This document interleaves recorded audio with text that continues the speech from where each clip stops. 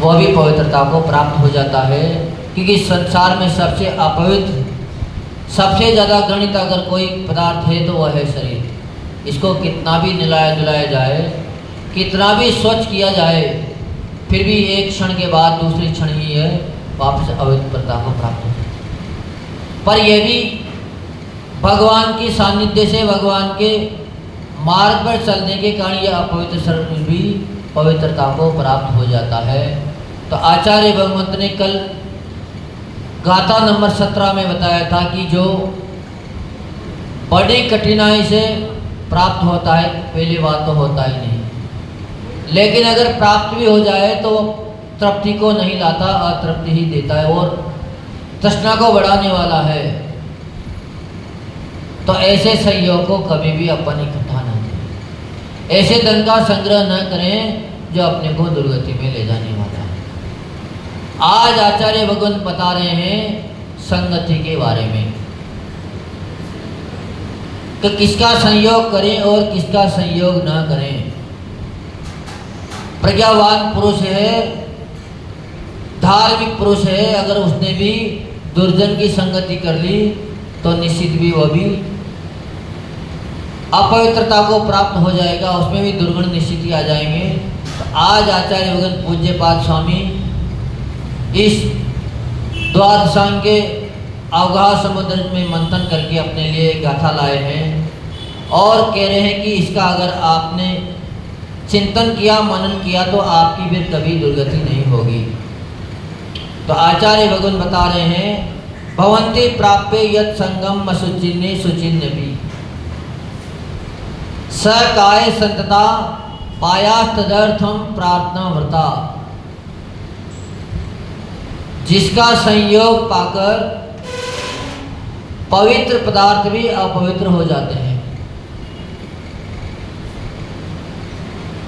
जिसका संयोग पाकर पवित्र पदार्थ भी अपवित्र हो जाते हैं, ऐसे वह शरीर सदा सुखादि दुखों का कारण है, उसके लिए भोगों की कामना करना व्यर्थ है, क्योंकि सबसे बड़ा अपवित्र ये शरीर ही है। अब जब वो कभी स्वच्छ हो ही नहीं सकता, आपका कभी वो साथ नहीं दे सकता, तो फिर उसके लिए भोगों की कामना क्यों करें। घर में 2 पुत्र हैं, एक व्यसनी है, एक धर्मात्मा है। तो आचार्य भगवंत कह रहे हैं कि धर्मात्मा जीव की आपको सतत रक्षा करनी चाहिए, उसको प्रसन्न करके धर्म के मार्ग पर आगे बढ़ाना चाहिए। लेकिन कोई व्यसनी है, वो आपके कुल को कलंकित करने वाला है, तो फिर उनके लिए तुम धन कमा कमा कर इकट्ठा करके क्यों दे रहे हो, क्योंकि वो तो आपकी प्रतिष्ठा को दांव पर लगाने वाला है। वो कभी भी आपकी प्रतिष्ठा को आगे नहीं बढ़ाएगा, तो फिर उसके लिए धन इकट्ठा करना व्यर्थ है।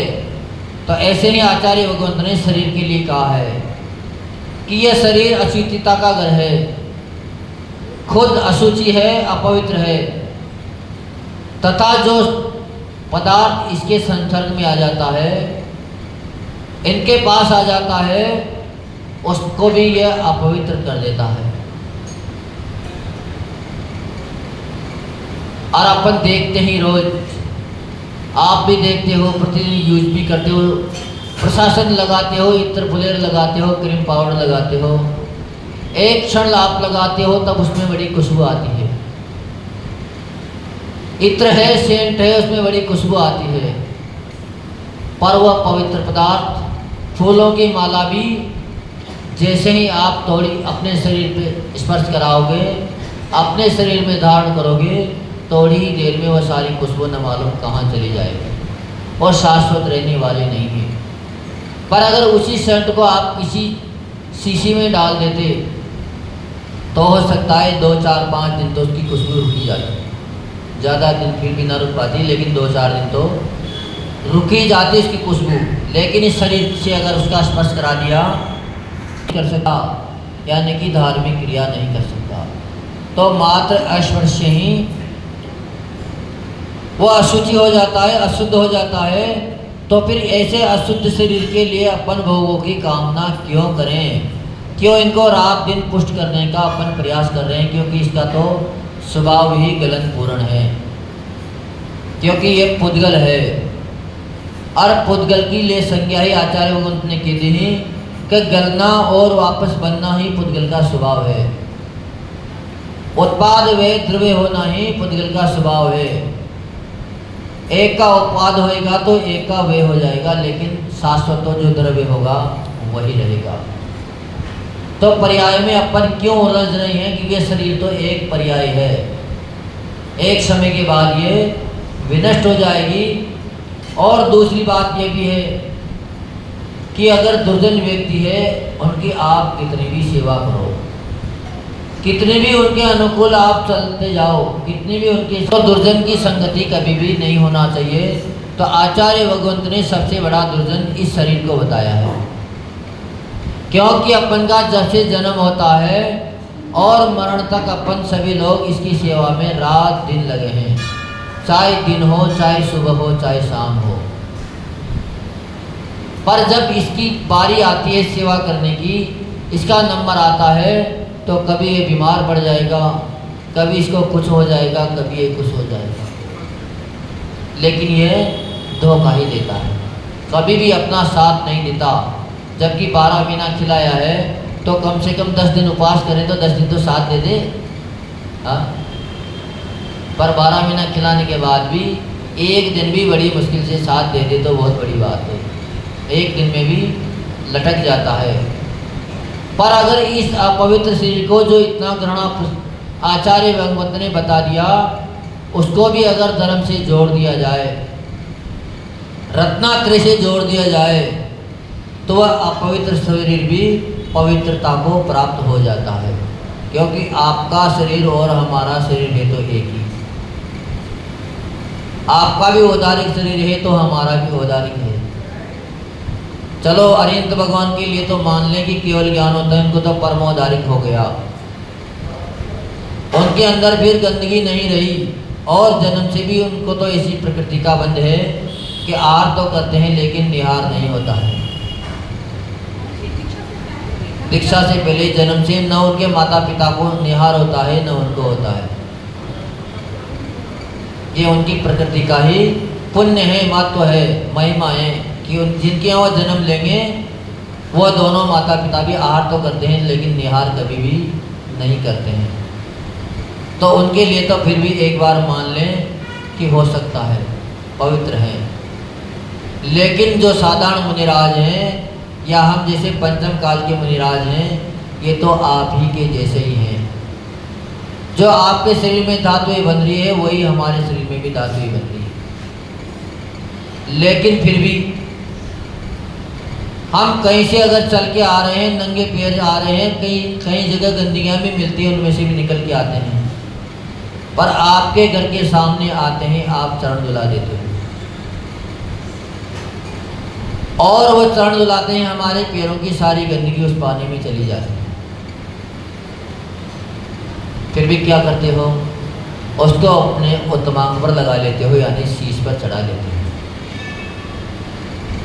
भगवान की प्रतिमा का हो सकता है किसी प्रतिमा का प्रतिदिन अभिषेक करने का नियम नहीं हो, क्योंकि मूल नायक प्रतिमाओं का कभी कभार 12 महीने में एक बार अभिषेक होता है कई मंदिरों में। अब उस पे ऊपर न मालूम कितनी मिट्टी जमी होगी, कितना क्या हुआ होगा, लेकिन उस पर वो पानी डालते हैं, उस पानी में पवित्रता आ जाती है। पहले वो पानी पवित्र नहीं था, उस सादा पानी को कोई भी सिर पर नहीं चढ़ा रहे थे, हाथ में देते ही हाथ धो के नीचे वो डाल दिया, जहाँ खड़े थे वहीं पैरों में ही डाल दिया, पर उसको किसी ने भी सिर पर नहीं लगाया। लेकिन प्रतिमा का स्पर्श होते ही उसको आपने सिर पर चढ़ा लिया। तो आचार्य भगवान कह रहे हैं कि यह शरीर को भी अगर आपको पवित्र करना है, इसको उज्जवल बनाना है,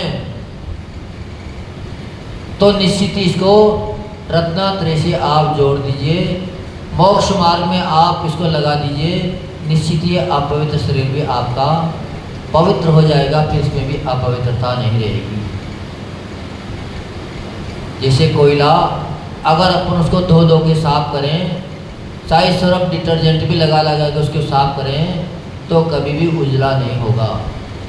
पर उसको अगर तपके मार्ग में डाल दिया जाए, सिगरी में उसको डाल दिया जाए तो वह भी काले से सफ़ेद हो जाता है। तो ऐसे ही अपने इस कर्म कालिका युक्त शरीर को अगर अपने को स्वच्छ करना है, गलन पूर्ण स्वभाव वाले शरीर को स्वच्छ करना है, तो निश्चित ही अपने को रत्नात्रय से इसको जोड़ देना चाहिए, प्रभु की भक्ति में इसको लगा देना चाहिए। अगर प्रभु की भक्ति आपने इसे करी तो निश्चित ही ये भी स्वर्ण का जैसा चमक जाएगा। अभी 2 दिन पहले ही शाम को अपनी बात बताई थी कि वादिराज स्वामी थे, उनके शरीर में कुष्ठ हो रहा था, कोढ़ झर रहा था, बदबू आ रही थी, एक भी व्यक्ति उनके पास बैठने को तैयार नहीं था। पर जैसे ही उन्होंने भगवान की भक्ति शुरू करी, शाम को शुरू करी, सुबह तक तो कोढ़ ही नहीं रहा, सुंदर सोने जैसा शरीर चमक गया। तो भगवान की भक्ति का विशेष प्रभाव है। तो कोई भी यह ना सोचें कि हम क्रीम लगा लेंगे, पाउडर लगा लेंगे तो हम सुंदर हो जाएंगे, क्योंकि बाहरी पदार्थ आपको कभी भी सुंदर नहीं बना सकते। फिर भी अगर आपको इच्छा है कि हम तो सुंदर बने, हमारा चेहरा सुंदर हो, हमारा शरीर स्वस्थ हो, तो निश्चित ही आप अपने शरीर को भगवान की भक्ति से जोड़ दीजिए, क्योंकि शास्त्र में लिखता है भक्ते सुंदर रूपम, भगवान की भक्ति सुंदर रूप को देने वाली है। शांति विधान आप करते हो तो पीछे के जो 32 छंद आप बोलते हो, 32 कारिकाएँ, 32 अर्घ चढ़ाते हो, उनमें यही चीज़ों की कामना करी जाती है। जबकि अपन कहते हैं कि भगवान से कुछ नहीं मांगना, लेकिन पूरे शांति विधान में पहले तो जो आपके रोग बीमारी थी, उन सारी रोग बीमारी को शमन करने की आप याचना करते हो, कामना करते हो, 32 अर्घ में ये करते हो। और 32 अर्घ के बाद जो जो उत्कृष्ट चीज़ें हैं, उनकी सारी चीज़ों की आप उनसे कामना करते हो कि हमें वज्र सुमनानंद साधन मिल जाए, हमारा शरीर निरोगी हो जाए। ये सारी कामना शांति विधान में करी गई है, क्योंकि सारी गतिविधियां करने वाली भगवान की भक्ति है, धन देने वाले भी भगवान की भक्ति है, तो आपको सुंदर रूप देने वाली भी भक्ति है, आपके रोग शोक को मिटाने वाली भी भगवान की भक्ति है। 100 रोगों की एक दवा है भगवान की भक्ति। जबकि संसार में जितने रोग होंगे उतनी ही दवाइयाँ अलग अलग होगी।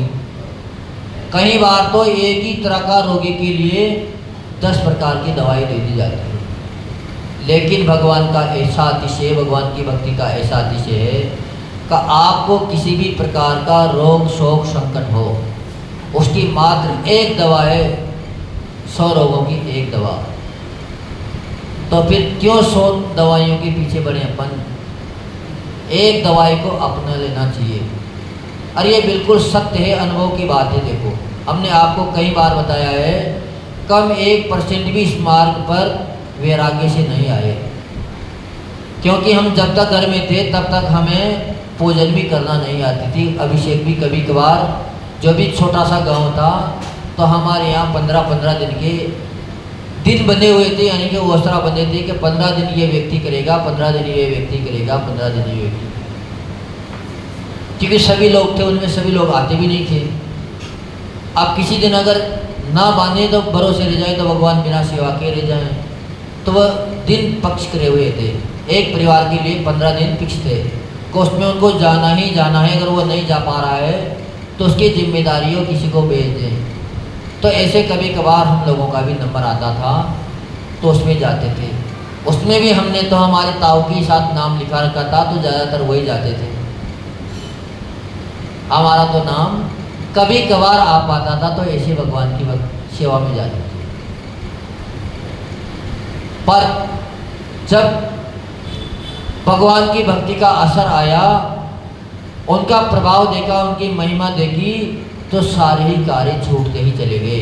कहाँ घोर मिथ्यात्व था, और सारा ही छूट गए। संकल्प भी ले लिया कि घर के देवी देवताओं को भी नहीं मानेंगे, कुल देवताओं का भी कभी सिर नहीं झुकाएंगे, क्योंकि ये दीक्षा के बाद भी समस्या आई हमारे पास कई बार।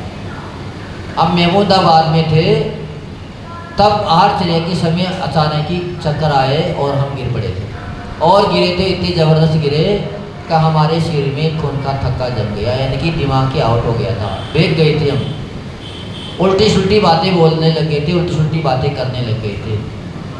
तो सभी ने कहा कि ऑपरेशन होगा और ऑपरेशन के लिए आपको दीक्षा छेद करनी पड़ेगी। हमने सीधी सीधी मना कर दी। मैंने कहा हम समाधि कर लेंगे, लेकिन हम तो दीक्षा तो छेद नहीं करेंगे, हमें ऑपरेशन की भी जरूरत नहीं है, क्योंकि हम पहले ही प्रभाव देख के आए थे। और सीधे सीधे, क्योंकि हमारी आस्था शुरू से ही अजितनाथ भगवान के ऊपर विशेष थी। उस मंदिर में भी एक पर्सनल वेदी अजितनाथ भगवान की बनी हुई थी 5 वेदियों में। शांतिनाथ भगवान वहाँ पर मूल नायक थे। तो एक दिन तो हम सहन करते रहे, पर दूसरे दिन शरीर में पीड़ा होने लगी, यानी कि छपका चलने लगे, जो मवाद बल जाती है ऐसे। तो न भोजन में मन लगे, न पढ़ने में मन लगे, न बैठ सकते, न सो सकते। दूसरे दिन गुरु महाराज जी बिना बताए ही 4 बजे बस्तिका से निकल के मंदिर में पहुंच गए और संकल्प ले लिया कि भगवान हम यहाँ से उठ के हम तभी जाएंगे जब हमारा रोग मिट जाएगा, नहीं तो हम यहाँ से नहीं जाएंगे, ना आर करेंगे, नहीं पानी आर कोई नहीं उठेंगे। और उसका प्रभाव ऐसा रहा कि 12 बजते बजते दर्द ही खत्म हो गया। और शाम को जैसे इस सोच को गए तो सिर में तो खून जमा था और सोच के साथ सारा काला खून बाहर निकल गया। ना ऑपरेशन करावे की जरूरत पड़ी, ना कोई एक बढ़िया दवाई की ली। तो इसीलिए आचार्य भगवंत इसमें कहते हैं कि 100 रोगों की एक दवाई है भगवान की भक्ति। आप मात्र निश्चल भाव से भगवान की भक्ति में जुड़ जाइए, लेकिन वहाँ मत जुड़िए जहाँ चमत्कार हो रहा हो।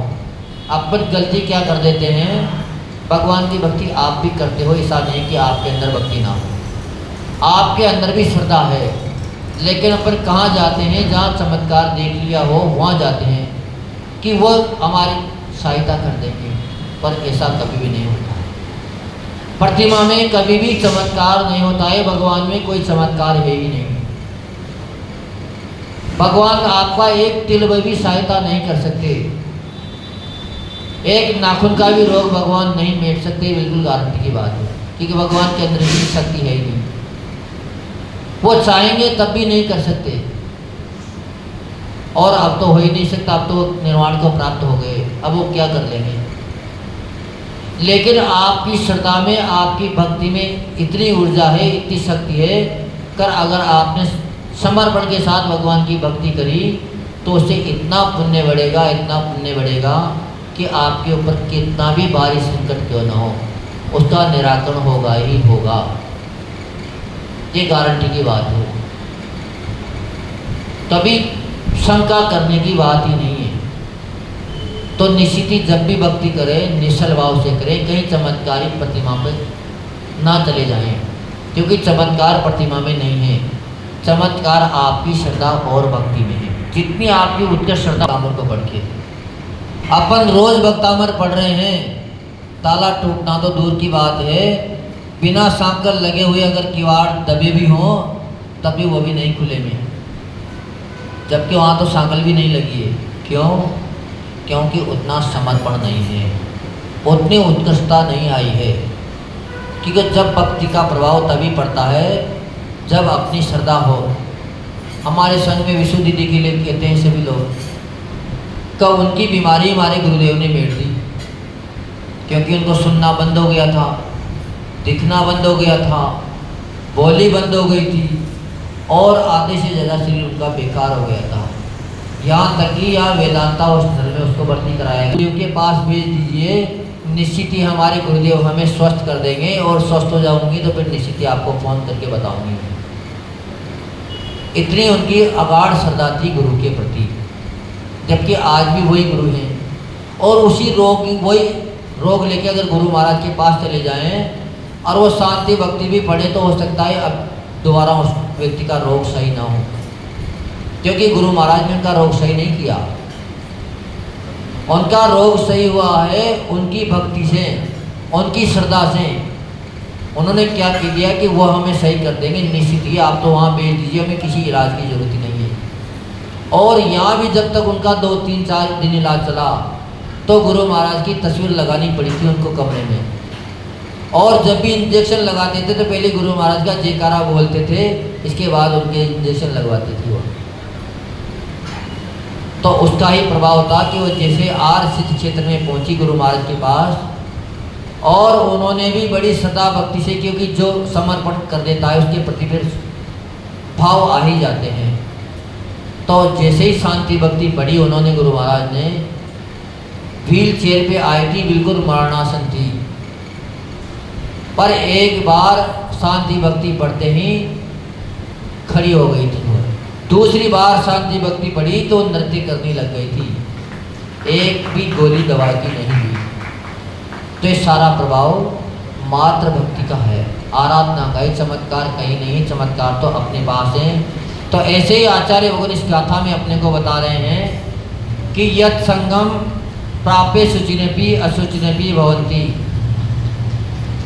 जिस शरीर के आश्रय से पवित्र पदार्थ में अपवित्रता को प्राप्त हो जाते हैं, ऐसे इस शरीर का स्वभाव ही है। इस अशुचि शरीर को लिए अपन क्यों इतनी मेहनत कर रहे हैं, इसके लिए क्यों पवित्र वस्तुओं का प्रबंध करने में अपन जुटे हैं, क्योंकि ये दुर्जन है, ये कभी भी हमारा साथ नहीं दे सकता। फिर भी अगर आपको इससे सहायता लेनी है तो आप इस शरीर को रत्नात्रय से जोड़ दीजिए, रत्नात्रय से पवित्र कराइए, फिर निश्चित ही ये अपवित्र शरीर भी आपको संसार से मुक्ति दिलाने में कारण बन जाएगा, क्योंकि इस शरीर के बिना भी मुक्ति नहीं हो सकती। संसार के जितने भी दूसरे शरीर हैं उनसे एक भी शरीर से मुक्ति की प्राप्ति नहीं होगी, उनसे कहीं लाख गुना शरीर देवों का सुंदर होता है। न उनके शरीर में अपवित्रता होती है, क्योंकि उनके शरीर में सप्त धातु नहीं होती है, वैकृत शरीर होता है। नहीं उनके शरीर में जीवन से लेकर मरण तक कोई रोग बीमारी होती है।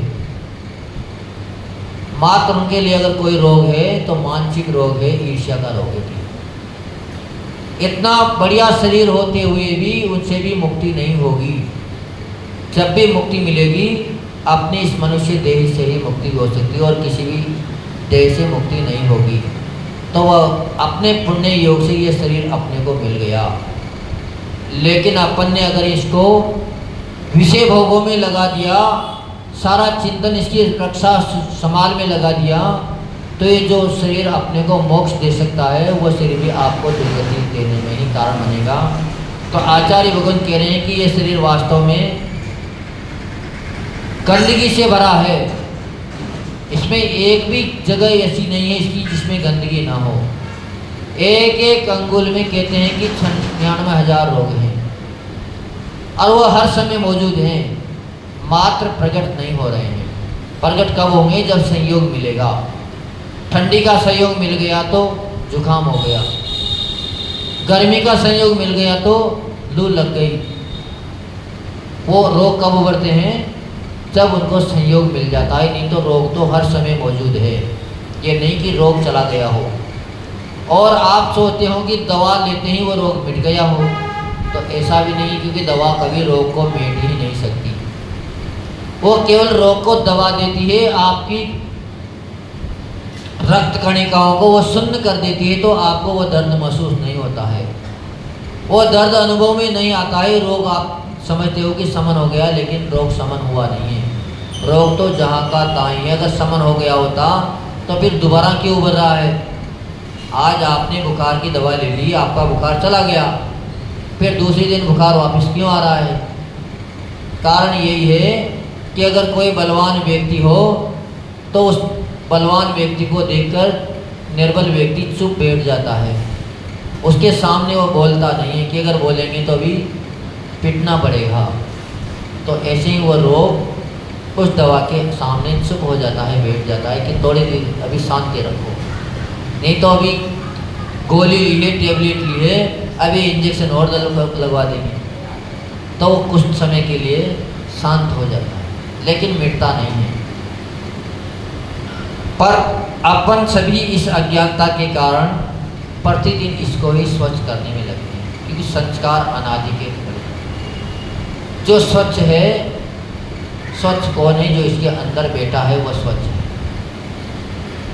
मंदिर की बेली नहीं है, बेली किसकी है? जो मंदिर के अंदर भगवान की प्रतिमा विराजमान है, जिन बिंब विराजमान है, अगर यहाँ से इन जिन बिंबों को उठा के दूसरी जगह ले जाया जाए तो अभी इस मंदिर में कोई आएंगे? कोई भी नहीं आएंगे। तो इस मंदिर की कोई भी वक़्त नहीं है, कोई भी कीमत नहीं है। लेकिन अपन मूढ़ अज्ञानियों ने इस मंदिर की कीमत समझ ली। इसके अंदर जो बैठे हैं उनकी कीमत को अपने बिसरा दिया। यानी कि अपने देह देवालय में भगवान आत्मा बैठी है, पवित्र आत्मा बैठी है, सिद्धों समान आत्मा बैठी है। सिद्धों अंदर जितने गुण हैं, अरिहंत भगवान के अंदर जितने गुण हैं, उन गुणों की धारक आत्मा अपने इस शरीर में बैठी है, पर उसकी महिमा अपने को नहीं आ रही। उसकी महिमा अपने को जगानी पड़ेगी। उसकी अगर महिमा आ जाएगी तो फिर आपकी वैल्यू बढ़ जाएगी, आपकी इस अपवित्र शरीर की भी वैल्यू बढ़ जाएगी। एक मिट्टी के घड़े में भी आप अगर घी रख देते हो, घड़ा किसका है? मिट्टी का है, उसकी कोई वैल्यू नहीं है। 10 रुपये का घड़ा होगा ज़्यादा से ज़्यादा, 20 रुपये का होगा। महंगाई बढ़ गई होगी तो 100 रुपये में आता होगा।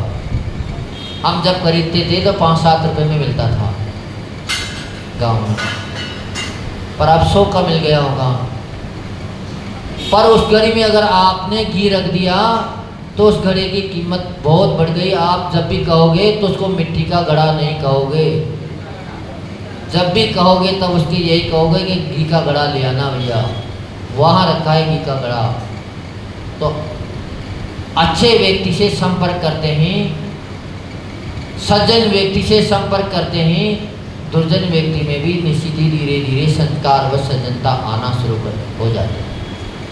लेकिन अगर सज्जन व्यक्ति दुर्जन व्यक्ति से प्रभावित हो गया तो धीरे धीरे उस दुर्जन के भी गुण सज्जन में आना प्रारंभ हो जाता है, वह भी दुर्गति को प्राप्त हो जाता है। तो ये शरीर को संज्ञा दे रखी आचार्य बहुमत ने दुर्जन की, तो अपन दुर्जन की संगति ना करें। उस दुर्जन को भी अपनी संगति से जोड़ दें, यानी कि आत्मा के गुणों से जोड़ दें, तो उस दुर्जन की भी वैल्यू बढ़ जाए और उस दुर्जन की भी पूजा होना शुरू हो जाए। एक दृष्टांत मिलता है एक राजकुमार का, क्योंकि लोग सुंदरता को देख के ही प्रभावित होते हैं। वास्तविकता को तो कोई जान ही नहीं पा रहा है, मात्र बाहरी सुंदरता को देख रहा है, गुणों को नहीं देख रहा है। शादी विवाह में भी अगर कोई देखने जाते हैं तो मात्र रंग रूप को ही देख रहे हैं, लेकिन उनके गुणों को नहीं देख रहे हैं। गुणवान की कोई वैल्यू ही नहीं कर रहा है, लेकिन रंग रूप को देख के जिसको लाए थे, हो सकता है वो 4 दिन बाद ही आपसे तलाक मांग ले, आपको और दुखी करके चली जाए। तो ऐसा ही एक राजकुमार का उदाहरण शास्त्रों में मिलता है कि एक जगह एक शेठ की पुत्री बाहर दरवाजे में खड़ी थी। उसी समय राजपुत्र था, वहाँ से निकला तो उसके रूप लावण्य को देखकर वह उसके ऊपर मोहित हो गया। अपने सारे सम्मान को भी वो भूल गया।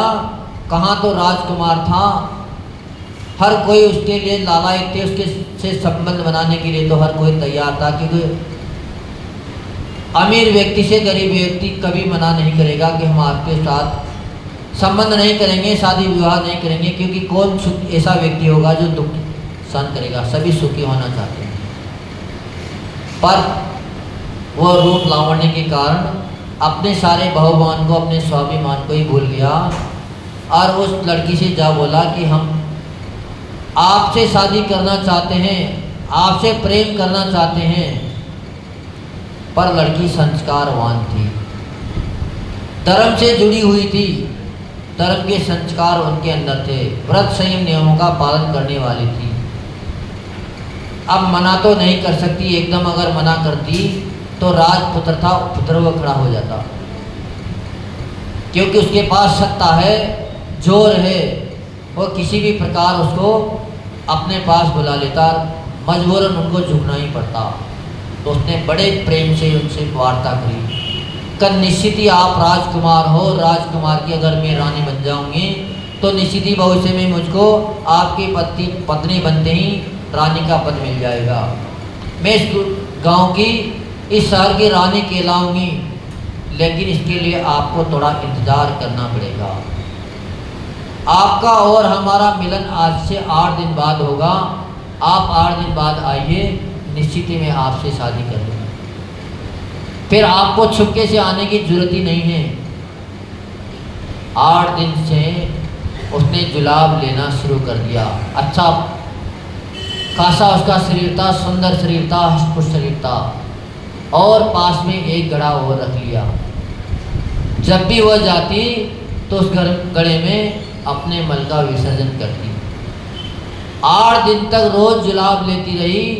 जुलाब कहते हैं अरंडी के तेल को। अगर अरंडी का तेल ले लिया जाए तो दस्त लग जाती है, जिसको कब्जी हो जाती है, अजीर्ण हो जाती है, उसको अरंडी का तेल दिया जाता है, और अरंडी का तेल देते ही दस्त लग जाती है। तो उसको उन्होंने लेना शुरू कर दिया, यानी कि दस्त लगा ली शरीर में। धीरे धीरे पेचिश बनती गई, मल विसर्जन करती गई। 8 दिन होते होते वह लड़की सूखकर कांटा हो गई, बदसूरत हो गई। वह 8वें दिन गेट पे भी खड़ी खड़ी उसका इंतजार कर रही थी राजकुमार का। राजकुमार भी दिन गिन रहे थे, घंटा समय देख रहे थे कि इतने समय पर वो मिलेगी, निश्चित ही उसे हमारी शादी होगी, बहुत ही सुंदर है, हर कोई हम लोगों के जोड़े की प्रशंसा करेंगे। जैसे ही दरवाजे पर पहुंचा तो लड़की सामने ही खड़ी थी, पर उसको पहचान नहीं पाया राजकुमार, क्योंकि राजकुमार उससे मोहित नहीं हुआ था। राजकुमार तो उसके रूप लावण्य से मोहित हुआ था।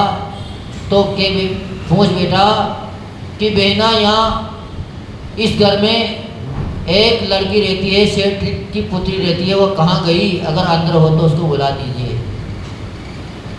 तो लड़की ने कहा कि आपने पहचाना नहीं, मैं वही हूँ जिससे आप 8 दिन पहले वादा करके गए थे। तो वो कहा कि उसका तो रूप सौंदर्य बहुत अच्छा था, कहाँ चली गई वह?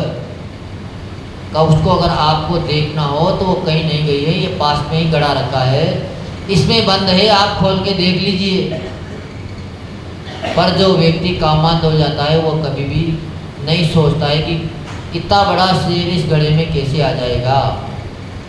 राजकुमार बड़ी तीव्रता से गया और घड़े का पर्दा खोल के जैसे देखा तो बदबू के मारे उसका हाल बेहाल हो गया। और उसने आते ही उस लड़की से कहा कि तुमने मेरे साथ ये मजाक क्यों करी? तुम नहीं जानती हो क्या मैं राजपुत्र हूँ? तुम्हारी चमड़ी चमड़ी शरीर से उतरा दूंगा कि मैं आपसे कभी मजाक कर ही नहीं रही हूँ। मैं वही लड़की हूँ जिसके ऊपर आप मोहित हुए थे।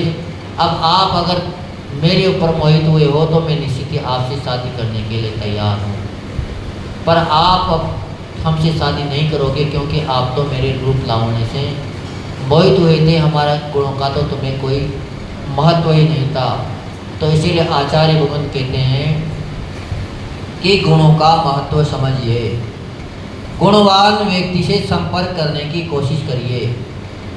गुणवान व्यक्ति ही आपको गुणी बनाएगा।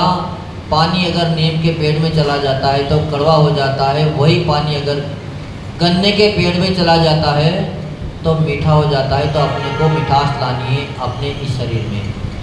इस अपवित्र शरीर को भी अपन को पवित्र बनाना है, लेकिन संगति किनकी करनी पड़ेगी?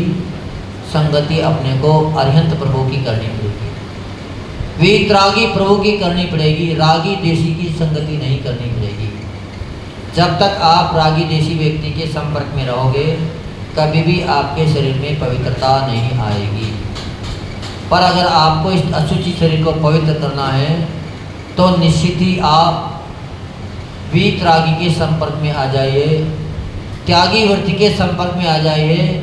आपके इस अपवित्र शरीर की भी फिर प्रतिदिन पूजा होगी, प्रतिदिन इसकी आरती उतारी जाएगी, आपके भी चरण छुए जाएंगे।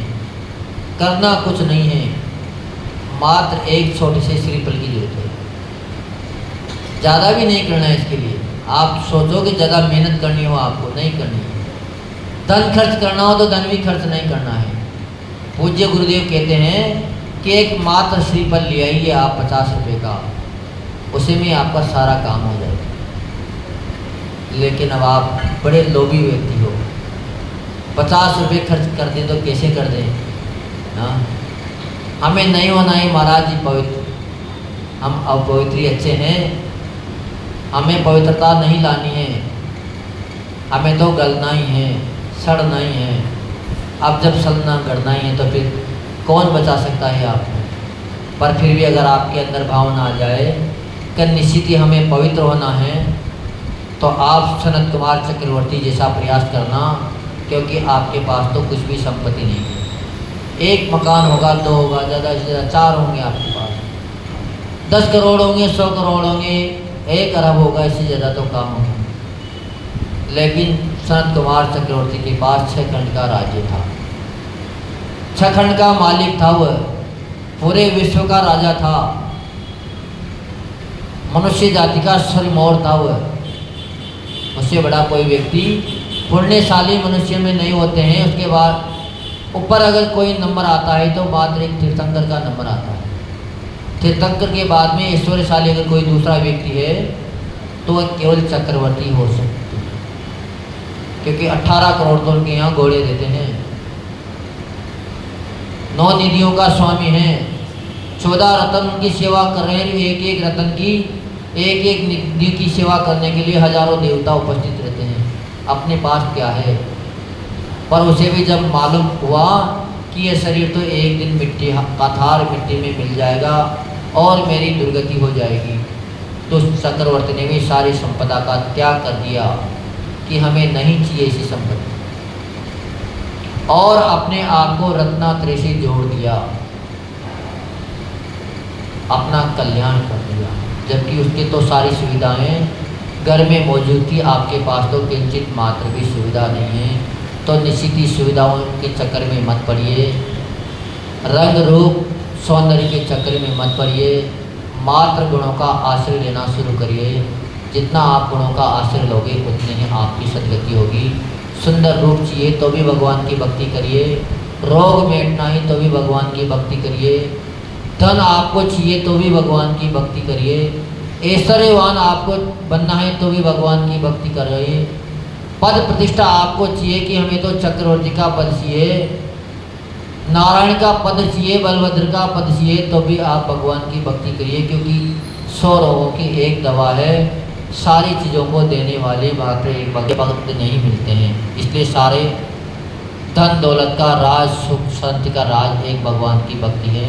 और आप सभी सुधी श्रावक जो आप बड़े चतुर हो कि प्रतिदिन भगवान की वाणी सुनते हो, भगवान की भक्ति में लगे हो, तो निश्चित ही आपको सुंदर रूप भी मिलेगा, आपको सारी सुख सुविधा भी मिलेगी। कभी इनमें शंका मत लाइए। हो सकता है देर हो सकती है, लेकिन अंधेर कभी भी नहीं होगी भगवान की भक्ति से। देर तो हो सकती है, हो सकता है इस जन्म में ना मिले, लेकिन दूसरे जन्म में निश्चित ही आपको मिलेगा। भगवान की भक्ति से जुड़े रहे, आत्मा का भी कल्याण होगा। इस आचार्य गुरुकृत ने इस गाथा के मार्ग पर अपने को समझा दिया कि दोस्ती करो तो 100 मित्रों से, 100 दुर्जन मित्रों से एक सज्जन मित्र काफ़ी है। एक सज्जन मित्र से दोस्ती कर लेना, लेकिन 100 दुर्जन मित्रों से कभी भी दोस्ती मत करना। जो परम पूज्य भावलिंगी संत राष्ट्रयोगी समनाचार्य गुरुदेव विमर्श सागर जी महामनिराज की। आज हमने समझा संगति कैसी रखनी परमानेंट। तो जगत में कोई भी परमानेंट नहीं है, चाहे कितना एक सुंदर बन जाओ, खुशबू लगा लो, ये कपड़े अच्छे पहन लो। और पहले तो गुणों का पूछते थे, रिश्ते ब्याह शादी ऐसी हो जाती थी, किसी ने बता दिया कि फलाने की लड़की है और वो भुनना भी जानती है, खाना बनाना भी जानती है, सेवा करना भी जानती है। आजकल तो मोबाइल पे खाना बनाना जानती है, ये जानते हैं, जीन्स पहनती है, ये जानते हैं, गाड़ी